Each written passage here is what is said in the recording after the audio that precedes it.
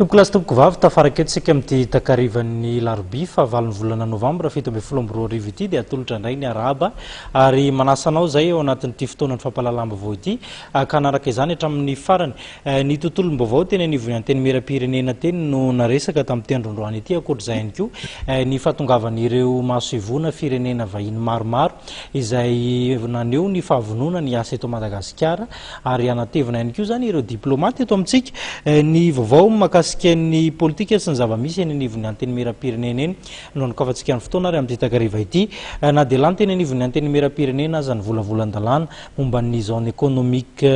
spéciales dia betsaka amin'ireo solombavambahoaka no mametraka ny ahiahiny eo anatrehan'izany isany amin'izany ohatra ny solombavambahoaka RAZAFIMANANTSOA HANITRA izay nitondra ny ahiahiny tokoa eo anatrehan'ny fandaniana ity volavolan-dalana ity horantsika ny fanampana zavana.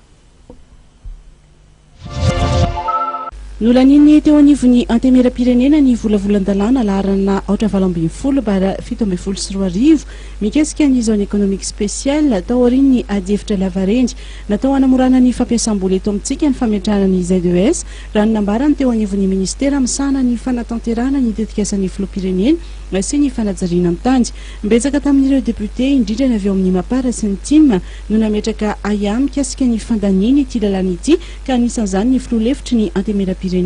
Antananarivo. Ozy izao hoe les volontés politiques zay zavatra mila aseo isan'andro san'andro hoe te hampandroso izahay tenao ty zone économique spéciale ity zay marina dia marina ozy iza teo fa raha ohatra ka famonoana any malagasy sy ny entreprise malagasy no tanjona ao anatin'le izy fangalana ny fananantany malagasy dia tsy d'accord amin'izany izahay.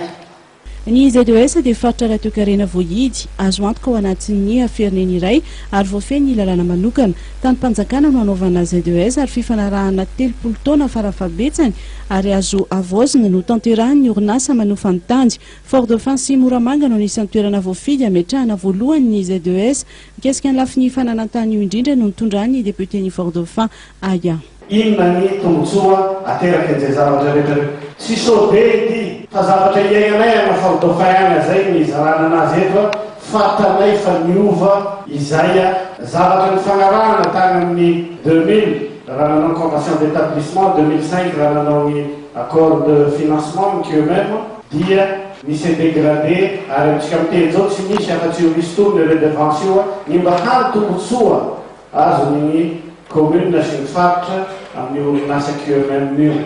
Raha toka ny lafiny fanananasa no nitondran'ny solombavambahoaka Nambatondrazaka ny heviny. L'expat est dans le pour le même diplôme, monsieur le ministre, il gagne 5 à 6 fois plus nous les ingénieurs malagasy izay nanaty fianarana ary nanana expérience mitovy amin'ireo expatrié tonga eto amintsika reto. Na dia teo aza ny ahiahiny samihafa no entin'ireo solombavambahoaka tonga nivory teny amin'ny antenimieram-pirenena nolanin'izy ireo tamin'ny tsangatana nyty volavolan-dalana mikasika ny zone économique spéciale ity depiote teo amin'ny telopolo isa no nandany izany nisy ihany koa ny fantsiana no entin'ny depiote tamin'ity lalàna ity ka anisan'izany ny tokony andaniana amin'ny alalan'ny lalàna ny fampiasam-bola mihoatra ny $1 miliard mba hisiny ny fifampitokisana eo amin'ny mpampiasa vola sy ny fanjakana.